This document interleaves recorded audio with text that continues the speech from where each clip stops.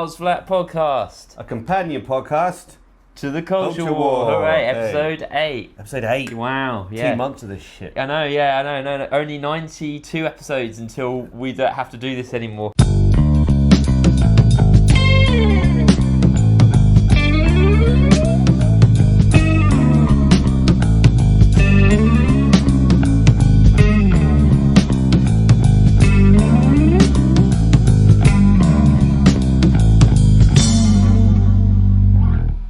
Well, until we decide whether or not it was a waste of time. Yeah. Yeah, good. Yeah. So, Carl. So, Nick, how you been? Oh, yeah, I've been great. Yeah, you've been good. I'm good. Yeah. Good. I slept for 12 hours last night. Lovely. So good. Yeah. What's new with you?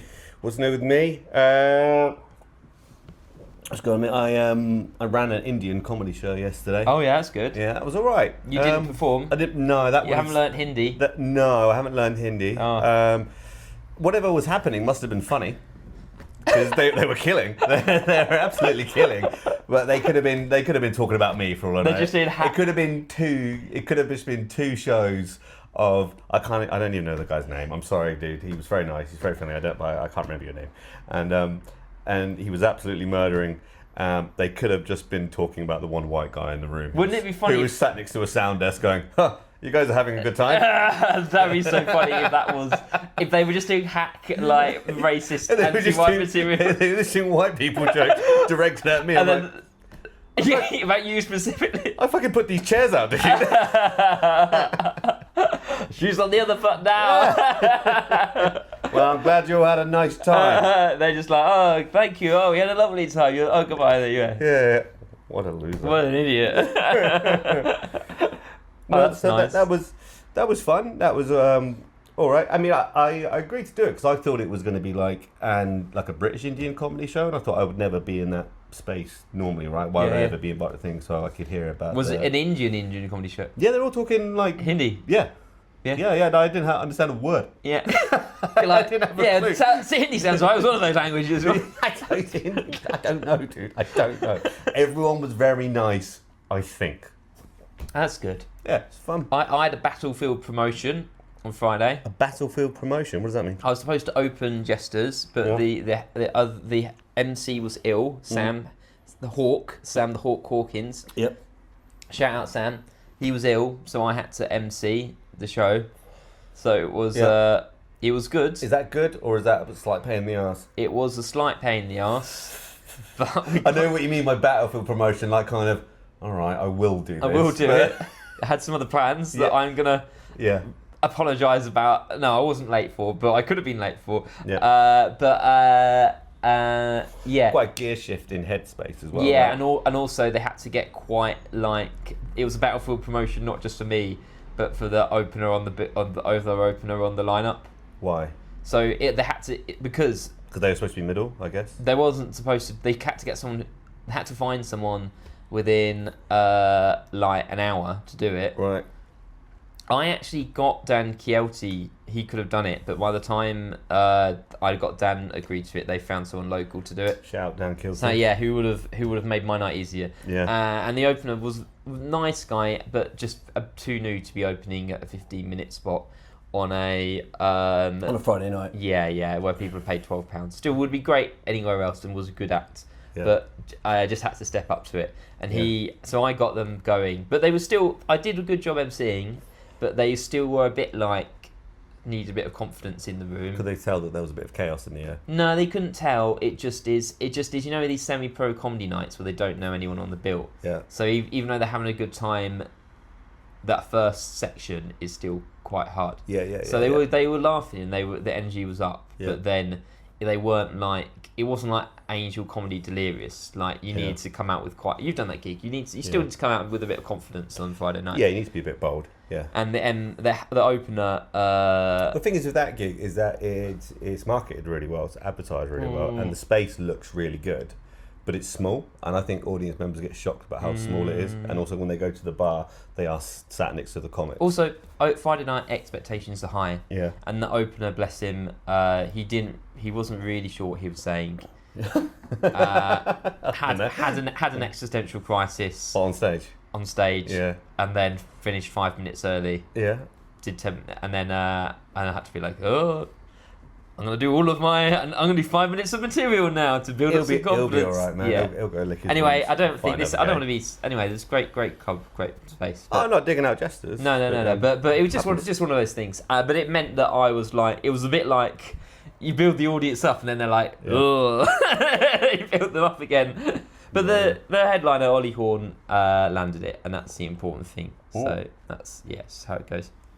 Shout out to LJ the Funk and Sally Firth on Friday. Yeah, so we had a chaotic gig as well. We did. And they saved it, I hear. They both did a fantastic job, considering that there was only 2 of them, and there was supposed to be 5 acts on the bill. Yeah. And asked them both to stretch. Shout out the people who dropped out. Shout out the people who dropped out, man, or didn't read the emails properly. Read the email or say anything, and now Carl's having to deal with it. Yeah. Yeah, man. That's your shot. You're out, buddy. Yeah. It'll be another 3 years before you get another chance at Matrix Company. Yeah, you'll never make 30 quid from me again. Yeah, exactly. But actually, the gig was, I won't say really good, but it was good. Do you know what I mean? It was good. It was even good despite the fact that I alienated the real estate bros like straight away. They're usually hard to alienate. They usually can take a bit of back and forth. Yeah, but they moved my furniture. Oh, fuck them. And they're in real estate, so I had to put that together. They deserved everything. How dare they?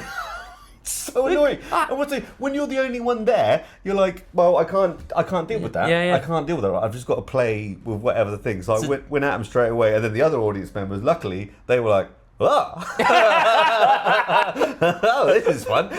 Was it a bit like, in the Indiana Jones: The Last Crusade, where Indiana Jones picks up the German officer and throws him off the Zeppelin? And he goes, yeah. No ticket. Was it like that? A little bit like that. And there was a bunch of other people who I said they looked like they worked in a vape shop. They turned out to be professors. I bet they got a kick out of that. Yeah, they loved it. They loved it. They were. Oh, he thinks we look working class. Yeah, exactly. They got a little boner over that. They were like, in the break. They were like, oh yeah, that was really funny, man. Are we down to earth, Stuart? Are we down to earth, Stuart?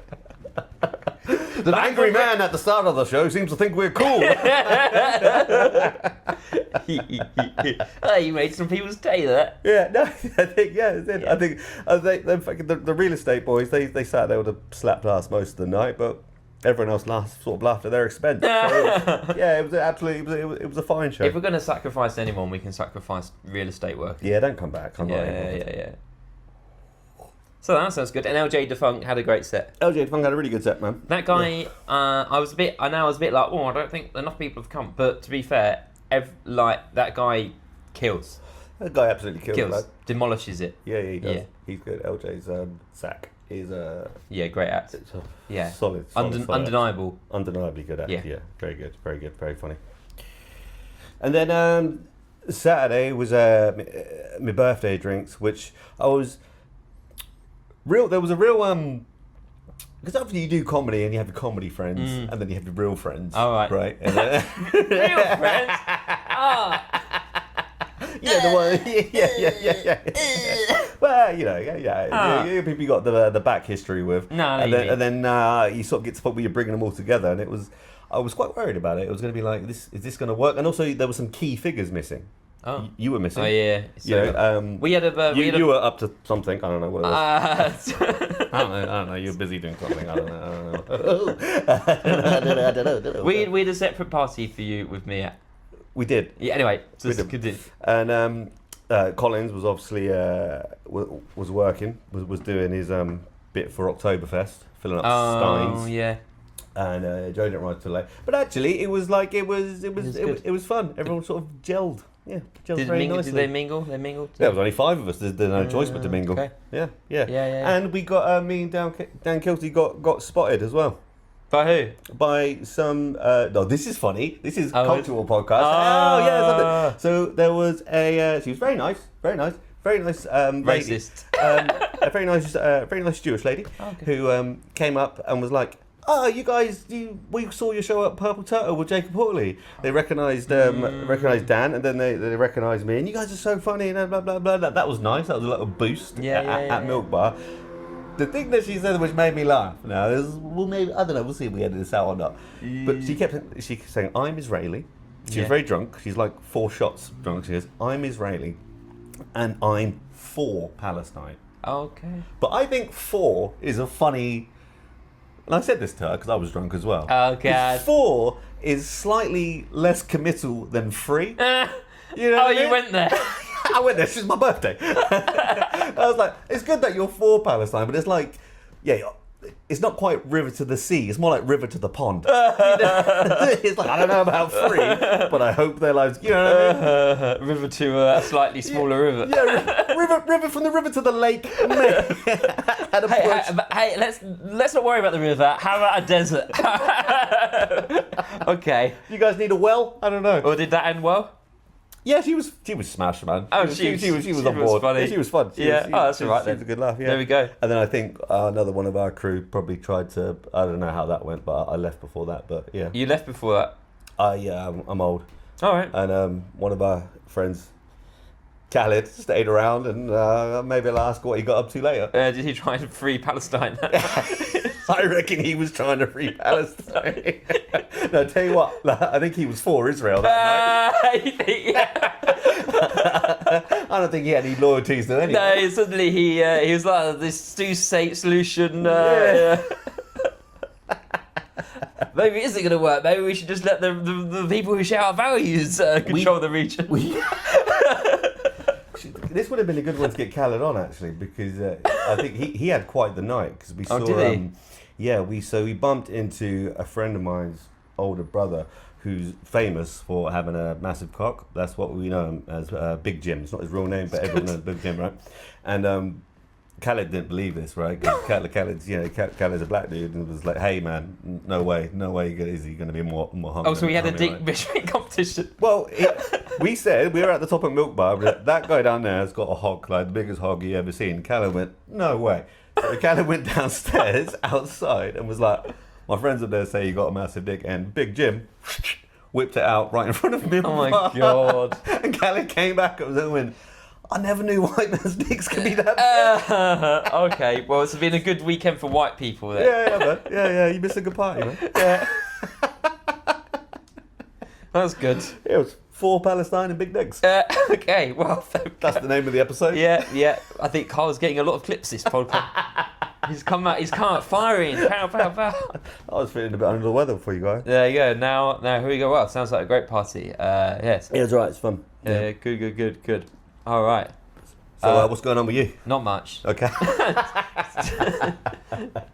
What is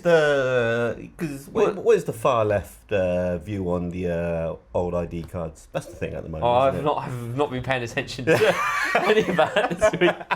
Do you just totally not care about the culture at all this week? Whatever. Yeah, the ID you cards. people don't know why that's so funny. The left. Yeah. Jeremy Corbyn tweeted against it, so I guess that means I'm against it. Cool. So could this be something which actually brings people together? Maybe. I know that one of the reasons. Tommy Robinson, Jeremy Corbyn holding hands. Is Tommy Robinson against it as well? I assume They're doing it for Tommy Robinson. So I know they're doing it for him. I know a bit about this. Why are they doing it for him? One of the reasons why the UK is a popular place for illegal immigrants to go to. I don't know, like how I don't know compared to other places, blah blah blah. But one of the reasons I've read that irregular migrants come here is because there's no work ID. There's no. I like that irregular migrants. Yeah, it's good. That's a term. Yeah, it's Who good. came up with that term? Some think tank, I think, or irregular policy migrants. person. Yeah, that sounds like a name of a good jazz funk band. Irregular migrants. So yeah, the reason why irregular migrants you come to the UK is that where there's no ID card. This is just something I read. Where there's no ID card system like there is in Europe, it makes it easier to then blend in and work in the UK basically without having papers. So this policy is basically to bring us in line with other European countries in that sense. What other countries have got it? Oh, You're busy, man. A podcast. I think like France and Germany and places like that. But if you're watching this, just fucking Google it. But basically, like, fact check me. But basically that the I'm gonna get a little thing under here. Nick is wrong. Written by Adam Kumas, the new editor of this. Yeah, that's a reference people want to get as well. Adam Kumas. Yeah, that guy. Yeah, my buddy. Basically, they're doing it to make it harder for undocumented migrants to work in the UK. That's the telltale reason. And it's also that's the surface level reason. Yeah, that's the reason. And then other people are saying that there's more nefarious reasons to sort of deal with it. Also, like, without a national insurance number, don't we already have that? Isn't that the whole thing? Well, you don't need to use your national insurance number to work, do you? But I do. Every job I've ever had, I do, for a right to work check. Yeah, quite a lot of jobs don't pay national insurance. Like if you're working in the gig economy, you know, like illegal migrants, irregular migrants aren't like, oh, I'll go apply for HMRC and start writing policy. So why is Corbyn against it? Because he's pro, like, the rights of. He thinks it's an attack on civil. He's like a libertarian, isn't he? So like a libertarian socialist. So he's against it in a pro-migrant way. Pro-migrant way and also pro-individual rights way. Right. And then there are people who are against it in a for the same reasons, but they also don't like migrants. Yeah. Because they want more privacy, and they think the government is after them, it's being done for the right. It shows how much the right is leading policy and the direction of politics in this country. Because this is a kind of centrist kind of like move in there. It's like, we're not going to send a battleship to block the channel, but we will do this. But they've wanted this for ages, haven't they? Yeah, Gordon Brown wanted them. Yeah, I think it started with Blair, right? It's a mainstream, and even popped up during the Conservatives. Yeah, it's a mainstream centrist like policy. Yeah, James O'Brien, love it. Yeah, he's all over it. Yeah, does he like it? Does he like it? I don't know. I just imagine that he would like it. But it's that sort of thing. It's a policy solution. Yeah. I don't have strong opinions on it. No, which makes it hard to. Not too bothered. It's impossible. I mean, I have to do more life admin? Then I'll probably be against it. If it makes it less, then I don't know. Will it make it easier or harder to watch porn? Well, that's already out the window, isn't it? Well, I don't know, because if you have an ID card, you scan that again. See, I don't want to go back in. I don't watch porn. You're out. I'm out because I'm not uploading a wanky face. I'm not doing that. I was out before then because I'm pure of heart. Yeah. Anglican. Yeah. But it might make it easier for people to vote, because the big criticism of voter ID at polling stations is that it disproportionately affects people from ethnic minorities, because they tend to be less likely to have identification documents. I don't know. It's just a thing. Get your ID sorted. White people are more likely to have a driving license or a passport, apparently. Right. Okay. I don't know why. It's just a thing that disproportionately affects minority groups. Yeah. So if everyone has to have a digital ID, it might solve that problem. Yeah. But I don't know. We don't have strong opinions on this. Not really. No. Cultural podcast where we don't have that strong opinions on the culture war. We just want the government to build housing. That's kind of the theme of this podcast. How's the RMT doing? Are they still about? It's doing fine as far as I know. I don't know. Yeah, I think they won. I don't know. I assume they did. When it quietens down, you can only assume that they've won. Yeah. It would be news if they didn't. Yeah, it's true. Is there anything else going on in the culture war? No. Trump was over. We didn't really talk about that, did we? No, yeah, Trump was over. Trump was over. That's kind of last week's news now. Dara and Corbyn have made up. Oh, have they? Kind of, yeah. Have they really, though? I've not seen many images of them together. No, there's no... Yeah, that's it. Corbyn's kind of... They've both apologised, which They're is good. They're a bit like Outcast, the 2005... what's the name of that album? I Like the Way... Outcast basically had an album where it was billed as Outcast, but they didn't like each other anymore, so it was a double album. And one guy, Big Boy, did one, and that was the hip-hop section, and Andre did, no, and that was more the R&B one. I think so. So they're working together, but not really. Yeah, well, I think that's what's happening. But they're not fighting. They're not tweeting against each other. Right. And they're not. And Zara's dropped a legal action. And are they like parents who are staying together for the kids? Oh, I think so. I think they're staying together for me. They're staying together for you. For whatever that's worth. Forever. Me, who's made a reel slagging them off publicly. Yeah, they're doing that. Yeah. But it's an improvement. I still think it's fucked. It's already fucked. They've lost all momentum. Yeah. I mean, it might rebuild if when they hand it over to the grassroots, if that then the grassroots build something from scratch. But like, we're out. The left is out of the game. It's all eyes on the Greens, really, isn't it? Yeah. Wow. In that you're not feeling Greens. The Greens aren't going to save us. The Greens are doing good work, but they're not going to save us.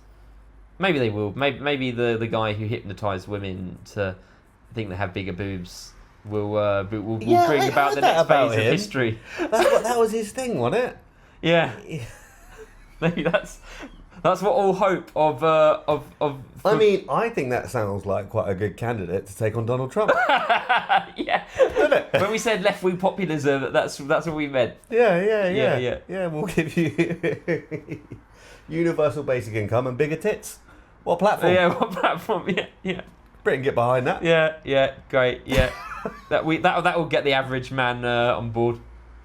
The average lady. Yeah, I mean, really, why not hypnotise the men to think everyone has bigger boobs? That's the real feminist. No, that's dumb. That's dumb. That makes sense. That's dumb. Yeah. And you try and score work points and immediately you regret it. Oh God.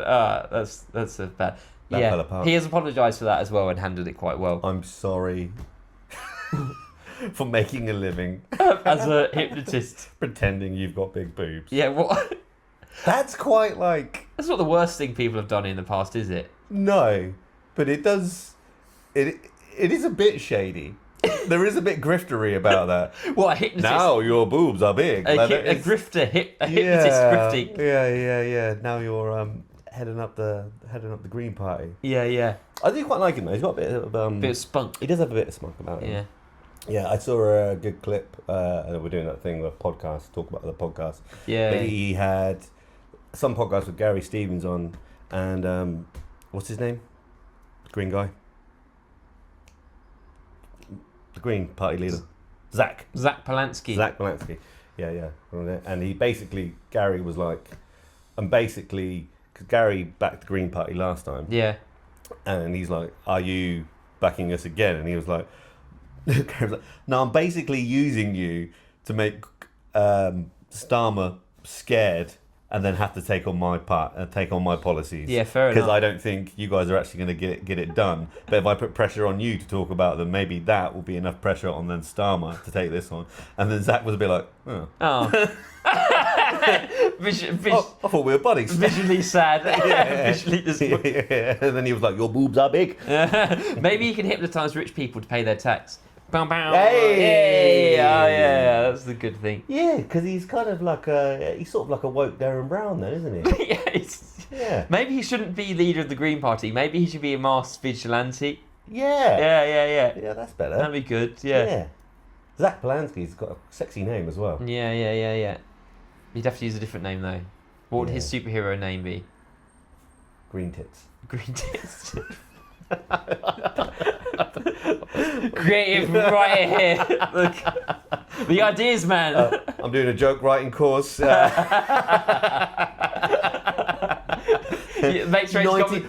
quid an hour.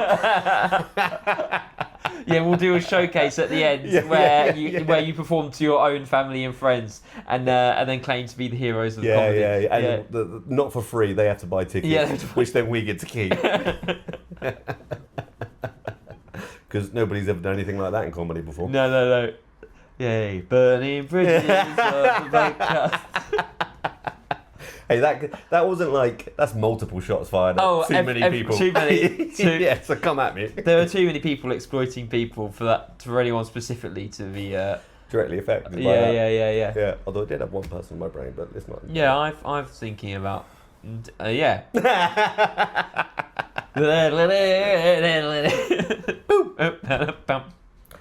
It's 25 minutes. Yeah, that's enough. Yeah. All right. Like and subscribe. Yeah. Tune in next week. Cheers. Bye.